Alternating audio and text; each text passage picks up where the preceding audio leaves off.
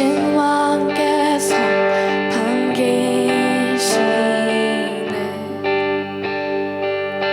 잃어버린 날 찾으신 오 그 사랑, 오 그 사랑. 독생자 예수 자유케 하네. 주의 자녀라 하시네.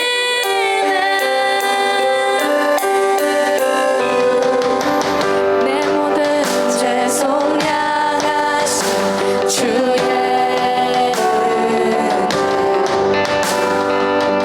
나 죄 아래 있을 때 나를 위하여 죽으신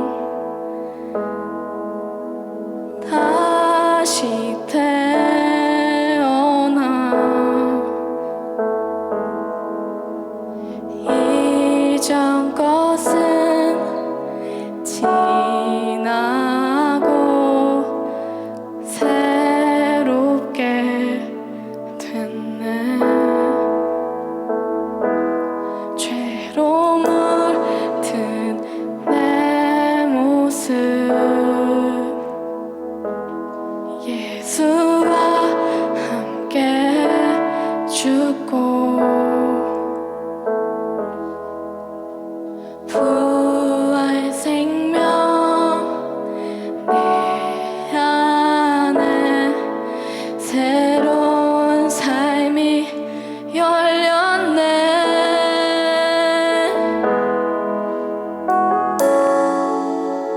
너희가 나를 택한 것이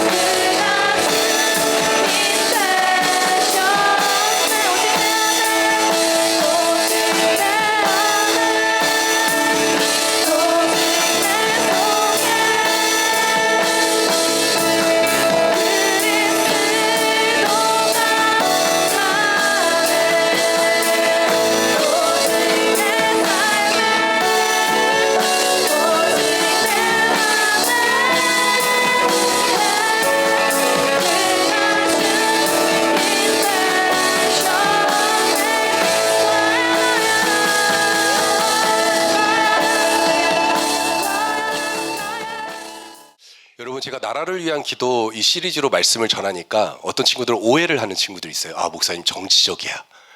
예, 정치 이야기 하시려는 거구나. 아, 나는 말씀을 듣고 싶은데 왜 정치 얘기를 하시지라고 오해를 하십니다. 여러분, 근데 목사님은 정치 얘기하려고 하는 게 아니에요. 저는 우선적으로 하나님의 말씀을 우리 친구들에게 나누는 것입니다. 이 말씀 가운데 시대적인 상황도 여러분의 때로 말씀드릴 수 있어요. 지금 이 시대가 어떻게 돌아가고 있는지, 어떤 환경 가운데 우리가 놓여져 있는지, 그래서 우리 미래가 어떻게 펼쳐질지에 대해서 때로는 그 상황을 분석을 하고 이야기를 하다 보면 그런 어떤 정치나 경제나 이런 상황들을 이야기하게 되는 거죠. 어떤 문화적인 것도 마찬가지고, 어떤 동성애라든지 그런 문제들이 있잖아요. 그런 이슈들이 있어요.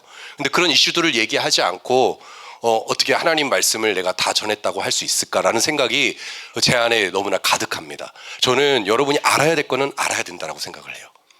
정확하게 분석을 하고 우리가 우리 말씀을 따라서 시대를 바라보고 우리가 어떤 환경 가운데 놓여진 자를가를 분명히 알고 나서 행동하는 그 그리스도인이 정말 하나님께서 쓰시고, 또 여러분이 아까 제가 리더라고 선포를 했는데, 리더로서 살아가는 데 있어서는 하나님의 말씀과 함께 더불어서 시세를 분별할 줄 아는 그 능력이 반드시 있어야 된다는 거예요. 시세를 분별하는 능력. 시세라는 게 꼭 어떤 주식 이런 거 얘기하는 거 아닙니다. 예, 시대적인 상황. 지금 이 땅이 어떻게 영적으로 돌아가고 있는가. 이것을 하나님의 말씀의 눈으로 바라보는 거예요. 그래서 악한 것은 악하다라고 말할 수 있어야죠. 그렇죠? 목사님이 악한 것에 대해서 침묵하고 있다면 그거는 직무유기입니다. 악한 것도 괜찮다라고 말하면 그건 거짓말하는 것입니다. 악한 것은 악하다고 말하는 것이 진실된 것이고 그게 진리입니다. 진리를 떠난 것들, 그것들을 우리가 분석하고 그것을 이야기하는 것은 여러분의 마음을 불편하게 하려는 것이 아니라 그것을 통해서 우리는 분별하는 것, 그것을 분별하고 악한 것들은 멀리하고 오직 우리가 하나님이 주신 그 선한 것들을 누리며 살아갈 수 있도록 분명하게 빛 가운데 밝혀드리는 거예요. 선이 있습니다. 선과 악은 존재합니다. 선한 그리스도인들, 여러분과 같은 빛 가운데 있는 그 빛의 자녀들도 있는 반면에 여전히 악함 가운데 놓여있는 백성들이 있어요. 악을 악으로 보지 못해서, 악을 분별하지 못해서 여전히 구원받지 못한, 구출받지 못한 영혼들이 있기 때문에 이 영혼들을 구출하기 위해서는 우리는 눈을 떠서 악한 것을 악하다라고 말할 수 있어야 돼요. 이 부분에 있어서 우리는 지혜로워야 되고 그리고 담대해져야 됩니다. 우리는 더 지혜롭고 더 담대하게 이 시대를 볼 수 있어야 돼요. 이 시대가 점점 어둠 가운데 가고 있다라고 말하는 것, 많은 목사님들이 지금 그런 얘기들을 하고 계신 건 그만한 이유가 있는 거예요. 이 나라가, 이 민족이 위기다라고 말하는 것은 영적으로 분별하신 목사님들이 그만한 이유가 있으니까 그 말씀을 하시는 거예요. 기도하지 않고 말하는 거 아닙니다. 기도하고 분별하고 하나님께서 주신 마음으로 말해주는 거예요. 그럴 때 우리 교회들이 깨어서 기도하고 마음을 모으고 이 나라 가운데 하나님의 통치와 하나님의 공의가 나타날 수 있도록 우리가 말씀대로 행동하는 것입니다. 이 느헤미야라는 이 성경의 저자가 느헤미야입니다. 느헤미야라는 사람이 있어요. 느헤미야라는 사람. 그런데 느헤미야가 뭐라고 얘기합니까? 나는 그 참담한 소식을 전해들었다. 그 참담한 소식이 무슨 소식이냐면 지금 이때는 이스라엘 백성들이 바벨론으로 포로로 끌려간 시기예요. 바벨론은 그때 나라의 이름으로는 페르시아입니다. 페르시아의 포로로 끌려갔을 때 예루살렘의 성벽이 무너지고 그리고 예루살렘에 있었던 나의 가족과 형제들이 다 포로로 끌려갔다. 그 모든 성벽이 훼손되어지고 다 무너져 내렸다. 주님이 세우셨던 그 성전이, 그 성벽이 파괴되었다. 그것이 무너진 그 소식을 듣고서 느헤미야가 엉엉 울고 말았다. 나라가 위기에 처하고 나라가 다른 나라의 압제를 당하고 그런 어려운 상황 가운데 느헤미야는 그것을 남의 일처럼 생각하지 않았어요. 그런데 느헤미야는 어떤 사람이었는지 아세요? 핍박당하고 막 어려움을 당하던 사람이 아니에요. 느헤미야는 이 페르시아에서 인정받아가지고 엘리트, 초엘리트, 똑똑하고 열심히 성실하게 일하고 그래서 그 아닥사스다 왕, 그 왕의 옆에서 술 맡은 관원장이었어요. 당시에 술 맡은 관원장은 어떤 사람이냐면 신하 중에 신하. 어떠한 벼슬아치보다 높은 벼슬아치, 최고의 벼슬아치, 그 왕의 신하의 그 곁에서 술 맡은 관원장이 되었는데, 이 술 맡은 관원장이면 얼마든지 자기가 그 위치에서 떵떵거리면서 살아갈 수 있어요. 근데 참 희한한 게 유대인인데, 이스라엘 사람인데 페르시아의 중요한 요직에 올라가 있었던 거야. 그만큼 엘리트 중에 엘리트였어. 그만큼 똑똑했어. 그런데 그 느헤미야가 그 편안하게 궁에서 지내면서 얼마든지 호의호식하면서 지낼 수 있었는데, 그가 이 백성이, 자기 민족이 고통을 당한다는 소식을 듣고 나서 울기 시작했어요. 울기 시작했어.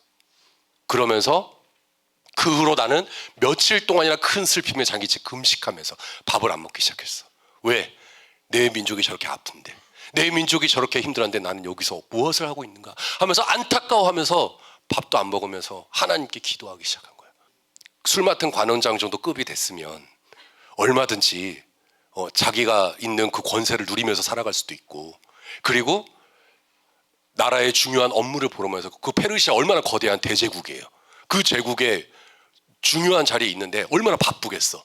해야 될 업무도 많아. 바빠. 왕 따라다녀야 돼. 왕 비서 역할을 해야 돼. 그런데도 그는 슬픔에 잠긴 채 오직 하늘의 하나님께 기도하기 시작했어. 왜? 그는 시대에 지금 자기가 술 맡은 관원장이고 중요한 위치에 있다는 것은 분명히 현실적으로 인정은 하지만, 그는 더 중요한 것을 알고 있었어요. 그것은 무엇일까요? 하나님께서 이스라엘 백성들을 사랑하시고 이스라엘 백성들을 통해서 이 땅 가운데 행하실 그 일들이 있는데, 지금 그 이스라엘 백성들이 엄청나게 핍박을 받고 있는 거야. 하나님, 어떻게 하나님의 백성들이 이런 일을 당할 수 있습니까? 하나님, 어떻게 하나님의 백성들이 이렇게 고통당할 수 있습니까? 주님이 택하셨고 주님이 역사하셔서 이 땅 가운데 정말 평안함 가운데 하나님의 일을 해야 될 그 백성들인데, 어떻게 이런 일들이 우리에게 일어날 수 있나요? 당시에 선지자들이 이 바벨론 포로기에 많이 있었어요. 선지자들이 하나같이 하나님께 이 질문을 가지고 호소합니다. 하나님, 어떻게 우리 백성들에게 이런 일이 일어납니까? 하나님이 사랑하시는 민족에게 어떻게 이런 일이 일어납니까? 왜 그랬을까? 왜 그랬을까? 딱 두 가지 이유였어요. 첫 번째는 교만함. 왜? 우리는 택함 받았으니까 아무 문제 없어. 난 이 말씀을 알아. 나 이 말씀 알아. 나 새로운 피조물 계시 알아. 나 되게 똑똑해. 나 많이 알아. 너무 우월해졌어. 주님이 없는 것처럼 살아. 그러니까 주님 없어도 돼. 왕이 없어도 돼. 그것을 반복하기 시작한, 반복. 그러니까 그 결과는 작동되기 시작해요. 결국 그 결과는 이미 주님이 말씀하셨던 거야. 너희가 왕이 없다고 말하고 하나님이 안 계신다라고 말하고 하나님 없이도 잘 살 수 있다고 그렇게 착각하며 산다면 결국 멸망이야.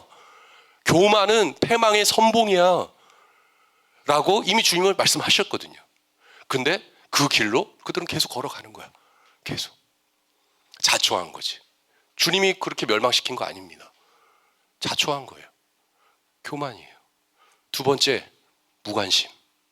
나라가 어떻게 되든, 이 땅이 어떻게든, 이스라엘 백성들이 어떻게 되든 관심이 없어. 이 지금 바벨론이 어떻고 아수르가 어떻고 애굽이 어떻고 별로 관심이 없어. 그냥 우리끼리. 야, 다오야, 우리끼리 신앙생활 잘하면 돼. 용현아, 우리끼리 신앙생활 잘하면 돼. 야, 우리가 잘났잖아. 우리가 최고의 공동체잖아. 우리끼리. 하나님이 이 온 열방을 너희들에게 주겠다. 온 땅을 다스려라. 온 땅 가운데 나가서 주님의 영광을 선포해라. 일어나라, 빛을 발하라 말씀하셨는데, 그냥 우리끼리 조싸우니가 된 거예요. 두 가지입니다. 자초한 것입니다. 결국 그런 환경 가운데 계속 가는 거예요. 교만과 무관심과 그런 위치 가운데 자신들이 정작 이 땅 가서 행동해야 돼, 믿음으로 행해야 할 때 그 영역들을 놓치고 있으니까요. 이 빠르게 변해가는 그 시대 가운데 자신의 사명을, 그 부르심들을 확인하지 못하고 결국 나만 잘 살면 돼 하다가 인생이 끝나는 것입니다. 그것 때문에 선지자들이 외치기 시작한 거예요. 회개해라. 회개하자. 이스라엘 백성들아, 우리가 회개하자. 이 얘기를 한 거예요. 우리는 지금 신약 시대 가운데 살고 있어요. 근데 이 신약 시대 가운데 살고 있다고 해서 이제 우리는 회개 안 해도 돼. 왜? 우리는 새로운 피조물이니까. 나는 하나님의 자녀니까. 왜 회개해야 돼? 난 믿음으로 살면 되지? 라고 생각한다면 큰 착각입니다. 주님은 지금도 이 땅의 백성들에게 말씀하고 계세요. 왜 구약의 말씀을 주셨을까? 생각해 보셔야 됩니다. 왜 신약만 말씀하시면 되지? 왜 구약을 주셨을까? 구약은 성경적 세계관의 핵심입니다. 구약에 하나님이 원하시는 모든 그림이 다 그려져 있어요. 창세기, 출애굽기, 레위기, 민수기, 신명기, 여호수아, 사사기, 룻기, 사무엘상하, 열왕기상하, 역대상하 다 말씀하시는 거예요. 그 가운데 다 우리가 살아가야 될 그 삶의 원리들이 다 담겨져 있는 거예요. 하나님의 중요하게 여기시는 그 법들이 그 안에 다 놓여져 있는 거예요. 근데 그것을 우리가 어떤 제도나 전통으로 만들어서 인본주의로 바꿔버리면 그것은 문제가 되지만, 그것이 아니라 이거는 내가 믿음으로 살아야 되는 중요한 행동 지침이고 내가 이거 가치를 지켜야 되는 것이 마땅하다라고 생각하고, 이 구약의 말씀들도 우리가 신약의 관점으로 우리가 올바르게 해석을 한다면 예수 그리스도께서 이 구약을 성취하셨고 이 모든 율법들을 성취하셨다라는 그 그림을 가지고 이 말씀들을 본다면 우리가 어떻게 행동해야 될지를 분명하게 알게 해주는 말씀이 구약의 말씀들이에요. 선지자들이 회개하라고 했습니다. 이 시대 가운데 우리가 적용해 볼 수 있어야 돼요. 우리가 지금 어느 위치에 놓여져 있는가? 우리가 신약교회, 우리가 이제는 자유케 하는 이 온전한 율법 가운데 살고 있지만 우리가 잊지 말아야 될 중요한 가치는, 하나님은 여전히 살아계시고 하나님이 우리의 주인 되심을 우리는 분명히 날마다 고백해야 되는데, 이것을 놓치고 살아가고 있다면, 우리가 깜빡하고 있다면, 그것을 잊어버리고 있다면 우리는 매일매일 주님께 돌아와야 되는 거예요. 매일매일 우린 새 사람으로 우린 살아가야 되는 거예요. 그냥 나는 구원받아서 끝났어 하는 게 아니라 주님이 내게 어떤 분이신지를 날마다 고백하면서 우리가 살아가는 것이 마땅한, 그것이 바로 회개죠. 회개라는 것이 꼭 잘못했어요, 용서해 주세요, 이게 회개가 아닙니다. 주님이 하라고 하신 그 일들을 다시 할 수 있다라고 돌이키는 것, 그 자리로 다시 돌아오는 것, 내가 그것을 다시 인식하고 하나님 말씀대로 내가 이제는 이 백성을 위해, 이 나라를 위해 기도하겠습니다. 이 민족을 품고 기도하겠습니다. 이 땅에 지금 위기 가운데 있다면, 이 나라가 위기 가운데 있다면 우리 10대들이, 우리 20대들이 깨어서 기도하겠습니다. 느헤미야 같은 지도자들이 필요합니다. 저는 그렇게 말씀드리고 싶어요. 지금 이 시대, 이 나라 민족은 느헤미야 같은 그 한 사람이 필요합니다. 목사님은 그렇게 생각을 했어요. 이제는 끝났어. 좋은 리더가 없어. 감이 없어, 감이. 어른들 그런 얘기 가끔 하시죠? 부모님들? 아니에요? 그럼 다행이에요. 저만 그런가 봐요. 감이 없어. 인물, 좀 제대로 된 인물이 나와서 막 카리스마 있게 막 이 땅에 막 정치 막 바꾸고 경제를 바꾸고 막 판도를 뒤집어 엎을 만한 그런 막 믿음의 거장, 왜 옛날에는 그런 사람들 많았는데 왜 지금은 없는 걸까? 그런데 그런 불평 불만과 제가 하고 있을 때 하나님 알려주시는 거예요. 야, 네가 기도해야지. 그리고 그런 리더를, 그런 지도자를 찾아야지. 그런 한 사람이 분명히 있을 거라고. 주변에, 지금 가까이에 그 한 사람 분명히 있는데, 하나님 보내주신 그 한 사람이 있는데 기도해야지. 이 땅을 품고 기도하는 그 한 사람, 느헤미야 같은 지도자가 분명히 있다라고 말씀하고 계시더라고요. 분명히 있어.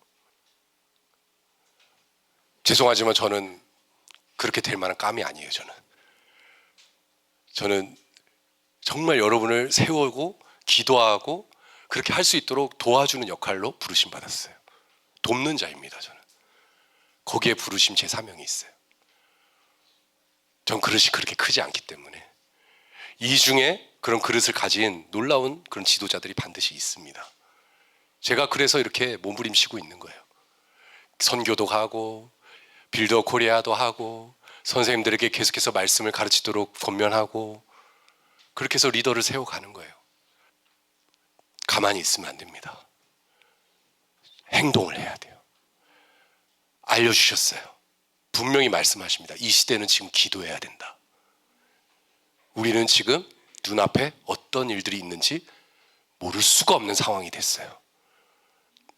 우리가 이것은 정치적인 것이 아니라 실제적으로 여러분 가운데 핍박받을 수 있는 여러 가지 요소들, 그 장치들, 그 시스템들이 조금씩 갖춰져 가고 있어요. 이게 수년 내에는 정말 이대로만 간다면 이렇게 우리가 예배 드릴 때 목사님이 이런 얘기를 하게 됩니다. 여러분,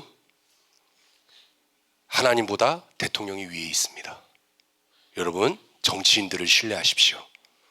정치인들을 의지하십시오. 정부를 의지하십시오. 정부가 여러분의 모든 것을 책임져 주실 것입니다.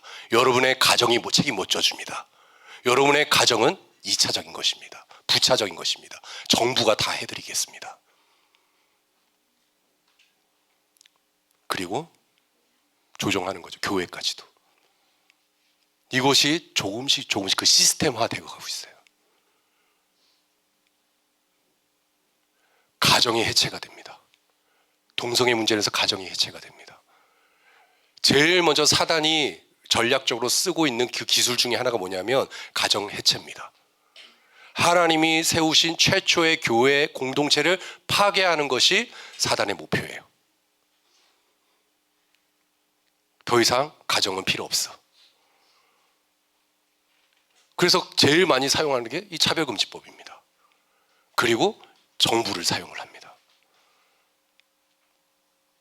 여러분, 제가 이렇게 갑자기 무거운 얘기를 하는 이유가 있다면 우리가 그만큼 기도하지 않으면 우리가 이 빠르게 변해가는 이 시대 가운데 우리가 더 깨어 있어야지 이 상황을 분별하고 우리가 기도하게 되는 거예요. 오늘 아침에도 목사님 계속 이 소식들을 듣고 있어요. 여러분에게 차마 이 시간에 다 말하지 못하는 그 소식들을 아침에도 연락이 오더라고요. 지금 우리나라에 이런 위기가 있습니다. 기도해 주십시오. 여기저기서 기도 제목들이 계속 들려옵니다. 그래서 우리는 잊지 말아야 될 것이 있습니다. 지금 빠르게 우리 변해가는 그 시대 속에서 우리는 반드시 이 진리를 붙들어야 돼요. 이 시대 가운데 우리가 진리를 붙들어야 될 때 먼저 기억해야 될 것은 시편 1편에 있는 말씀입니다. 시편 1편 1절부터 2절 말씀 같이 한번 읽어볼게요. 시작.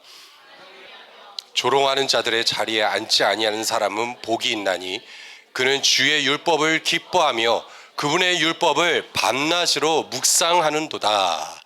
하나님을 따르지 않는 자들의 계획대로 걷지 아니하는 것, 그리고 우리가 죄인들의 길에 더 이상 설 수 없고 조롱하는 사람들과 함께 앉지 않은 사람은 복이 있다. 여기서 조롱한다는 건 뭘 조롱하는 걸까요?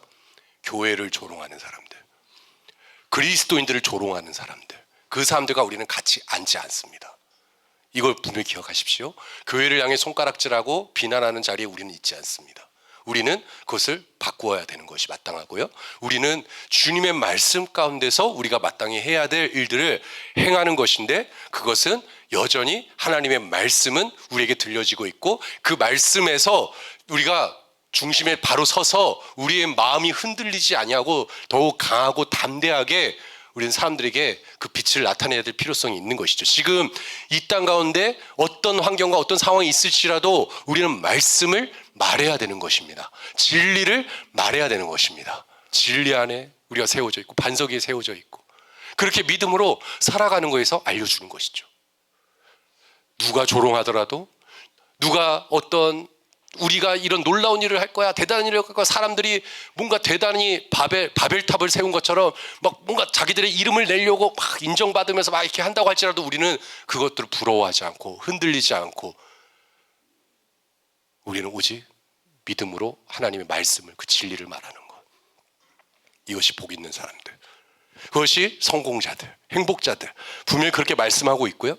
여기에 대해서 우리에게 잘 예로 보여지는 말씀이 야고보서 4장 13절부터 17절 말씀이에요. 이 말씀을 제가 한번 읽어드릴게요.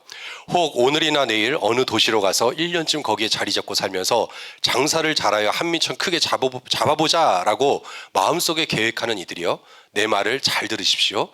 여러분이 어찌 내일 일어날 일을 알 수 있단 말입니까? 여러분의 생명이 무엇입니까? 사실 여러분의 생명은 잠깐 나타났다가 어느새 사라져버린 안개일 뿐입니다. 그러므로 여러분은 도리어 주님께서 허락하신다면 내가 사는 날 동안에 이런저런 일을 할 것이다 라고 말해야 마땅합니다. 그런데도 지금 여러분은 우쭐대면서 헛된 자랑을 늘어놓고 있으니 그런 자랑은 다 악한 것입니다.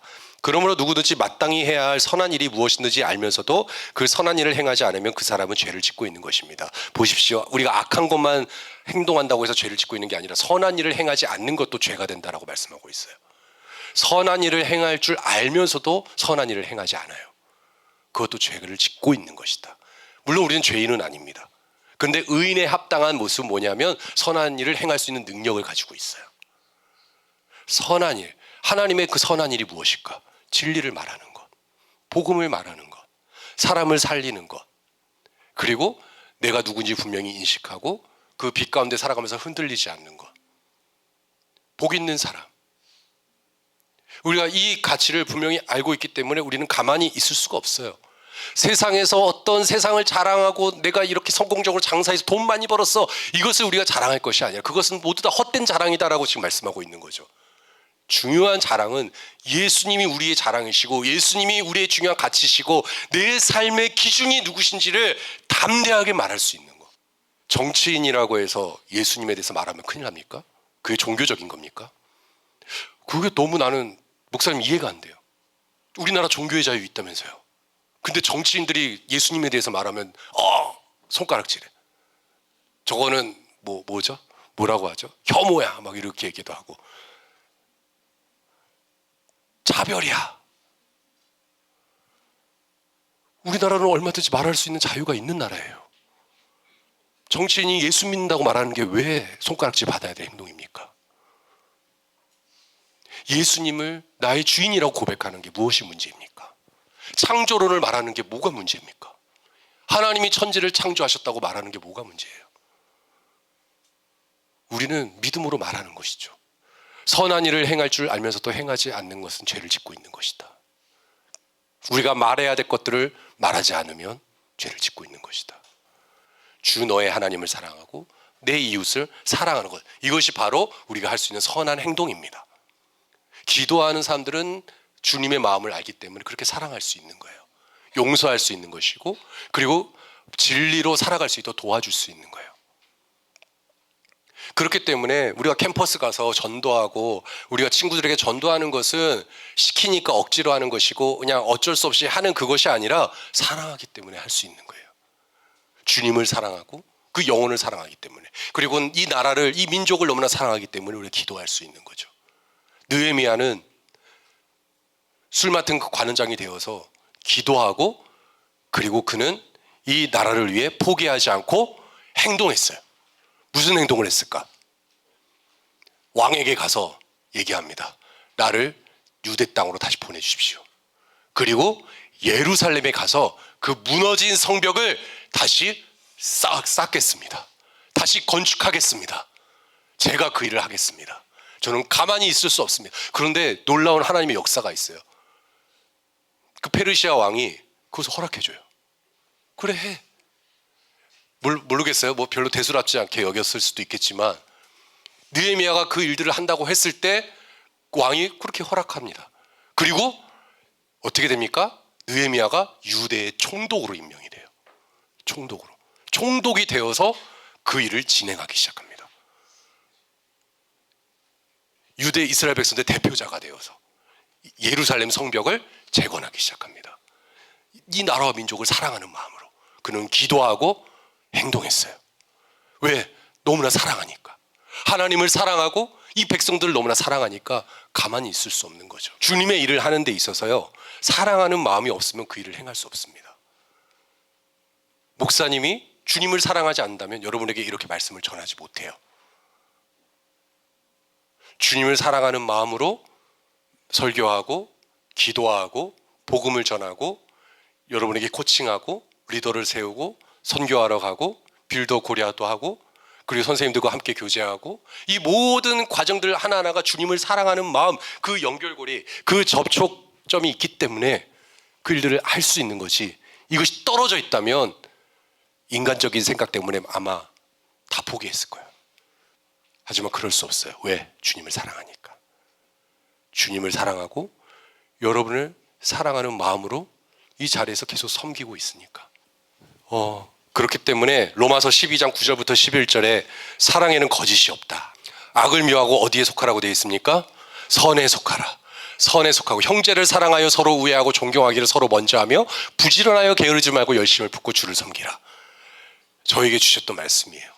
제가 힘들 때, 낙심이 될 때 사역하다가 좀 이건 아닌 것 같은데 라는 그 마음이 다가올 그때 주님이 알게 해주신 거예요. 너 나를 사랑하니? 알게 해주시는 거예요. 너 나를 사랑하니? 사랑엔 거짓이 없어. 악을 미워하고 선에 속하는 거야. 형제를 사랑하고 존경하고 그들을 믿음으로 세워주고 그렇게 하면서 하나님의 그 선한 일들을 할 수 있게끔 주님이 그렇게 인도해 가시는 거죠. 그렇기 때문에 여러분의 그 모든 삶의 그 과정 가운데 우리는 이 땅에서 할 수 있는 그 일들이 너무나 많습니다. 여러분, 우리 친구들이 앞으로 어느 분야에 가든지 이제 학교를 벗어나서 이제 졸업하고 나면 여러분 현장으로 들어가죠. 그 현장에서 여러분이 할 수 있는 것들이 너무나 많습니다. 그런데 거기서 여러분이 어떤 마음으로 하고 있느냐, 어떤 중심을 가지고 지금 행동하고 있느냐가 여러분의 인생을 결정을 합니다. 10대 때 이것을 준비하는 거예요. 10대 때 이것을 여러분이 훈련받지 않으면 20, 30대 가서 준비하려고 하면은 이미 시대는 막 빠르게 흘러가, 막 변해가. 근데 그것에 우리가 오히려 휩쓸려 다니게 돼 있다는 거예요. 중심을 잘 지키기 위해 여러분이 지금부터 잘 준비되어질 필요성이 있는 거예요. 그렇기 때문에 우리 3번이 너무나 중요한데 우리 한번 그 타이틀을 좀 읽어볼게요. 시작. 인생의 방향은 이미 주님께서 준비하셨고 나의 선택을 통해 지금부터 결정됩니다. 주님이 이미 여러분의 인생에 필요한 것들을 이미 준비해 놓으셨어요. 이미 준비해 놓으셨고 여러분이 그것을 어떻게 선택하느냐에 따라서 앞으로의 삶이 결정이 되어집니다. 그렇기 때문에 함부로 우리가 결정할 때 내 마음이, 내 중심이 그냥 환경에 따라서, 상황에 따라서, 사람에 따라서 흔들려서 결정을 하면은 또 흔들리는 거야. 그래서 우리가 어떤 상황에서도 우리는 인생의 방향을 결정하는 데 있어서 말씀의 내비게이션을 가지고 주님이 나에게 이미 준비하게 하신, 이미 우리를 위해 준비하신 그것들을 발견하고 그 다음에 내가 그것들을 올바르게 선택해서 내 삶의 방향을 결정할 수 있어요. 두 가지입니다. 주님이 준비하셨다. 그리고 나는 선택한다. 간단하죠? 이것들을 여러분이 단순하게 행동하는 것입니다. 나의 믿음은 은혜 가운데 있어요. 그 은혜는 주님이 나를 위해 준비해 놓으셨다. 이 은혜가 있고요. 나는 오늘도 믿음으로 선택한다. 이 선택을 잘 하기 위해서 이 말씀을 참고하시면 좋을 것 같아요. 신명기 30장 19절 말씀이에요. 자, 읽어보세요. 우리 모세가 이런 얘기를 했는데 같이 한번 읽어볼게요. 시작.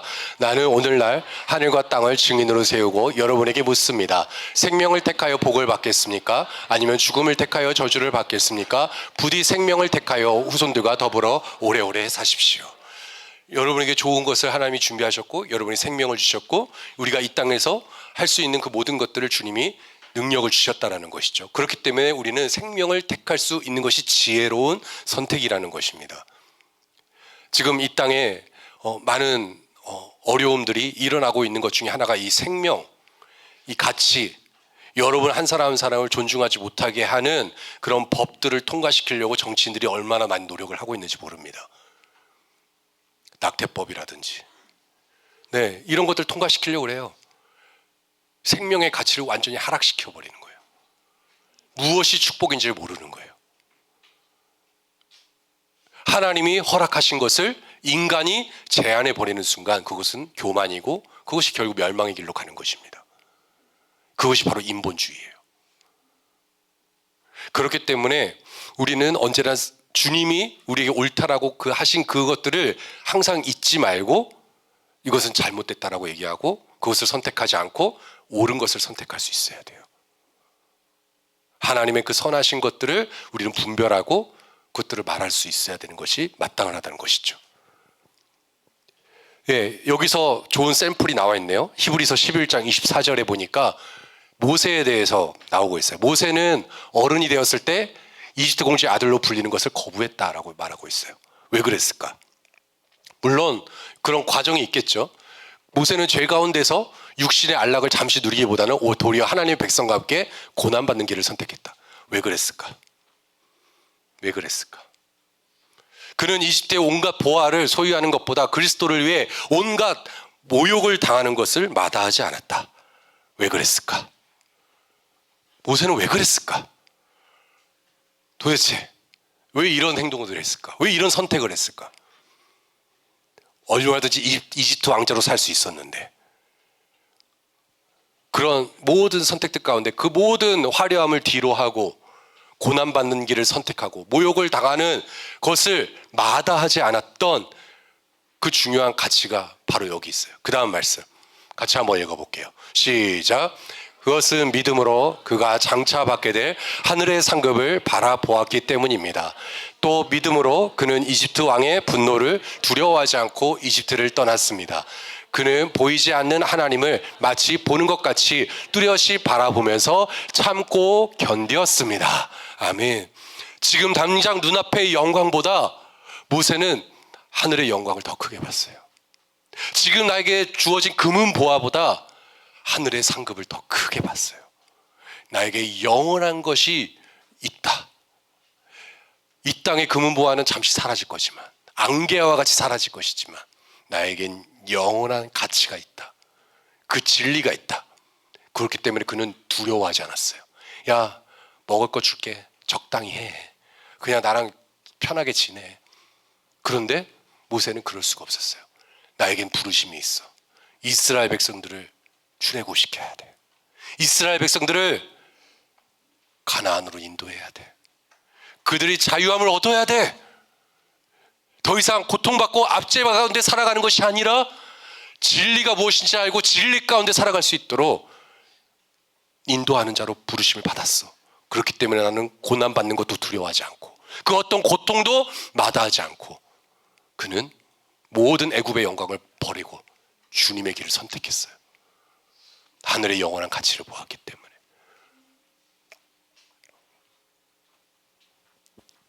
우리는 그 가치를 지금 말씀을 통해 보았고, 보이지 않는 그 하나님을 우리는 보는 것처럼 우리는 보고 있다라고 말하면서 그 모든 고난들을 참고 견디는 과정 속에 있어요.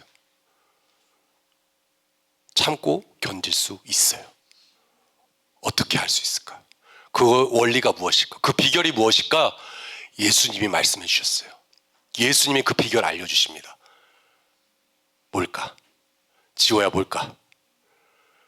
그 비결이 뭘까? 어떻게 하면 그 고통, 지금 내가 갖고 있는 그 어려움과 그 고통의 시간들을 잘 버텨내서 하늘에 보이지 않는 것들 내가 바라보면서 살 수 있을까? 마태복음 6장 31절부터 읽어볼게요. 시작. 이는 다 이방인들이 구하는 것이라. 주께서 이 모든 것이 너희에게 있어야 할 줄을 아시느니라. 그런즉 너희는 먼저 그의 나라와 그의 의를 구하라. 그리하면 이 모든 것을 너희에게 더하실. 예수님의 이 말씀 가운데서 여러분이 분명히 인식해야 될 것이 무엇이냐면, 왜 사람들이 자꾸만 정부를 의지하려고 하고 정부가 먹을 거 준다고 하면 열광하고 좋아하고 이럴까? 결핍의식 때문입니다. 우리는 없어. 우린 가난해. 나는 할 수 없어. 이거 하니까 정부한테 요구하는 거예요. 해줘, 해줘, 해줘, 해줘. 안 해주면 이거 할 거야? 그러니까 으쌰으쌰 하는 거야. 정부에서 안 해주면. 아니에요. 개인이 해야 되는 역할들이 분명히 있어요. 여러분 한 사람 한 사람이 해야 될 역할들이 있어요. 그것은 무엇일까? 우리는 그 어떤 결핍과 나는 부족해, 나는 가난해 이런 생각과 그런 사고방식으로 우리가 어떤 행동을 하는 것이 아니라 바로 주님이 분명히 예수님이 우리에게 말씀하신 대로 무엇을 먹을까, 무엇을 마실까, 무엇을 입을까 염려하지 말아라. 이것은 이방인들이나 하는 행동이다. 이방인들이 누굴까요? 다른 종교인들, 하나님 말씀대로 살지 못하는 사람들, 그런 사람들이 그렇게 행동하는 거야. 다른 종교, 다른 우상 숭배하는 사람들이나 그렇게 하는 거야. 그런데 믿는 사람들은 그렇게 살아가는 게 아니야. 하늘에 영원한 가치가 있어. 그것은 무엇일까? 먼저 그 나라와 그의 의를 구하는 거야. 주님의 나라를 바라보는 것이고 주님의 뜻을 구하는 것이고 우리가 할 수 있는 것을 주님이 선택할 수 있게 이 모든 것들을 너에게 더해 주실 거야. 이 말씀을 여러분 기억하십시오. 우리는 이미 부요한 자입니다. 주님의 나라가 우리 안에 이루어졌습니다. 주님의 뜻이 우리 안에 이루어져 있어요. 주님의 영광이 우리 안에 비춰진다면 우리는 더 이상 부족한 자가 아니라 하늘의 영원한 것들을 누리며 이 땅을 살아가는 자들이라는 사실을 잊지 마십시오.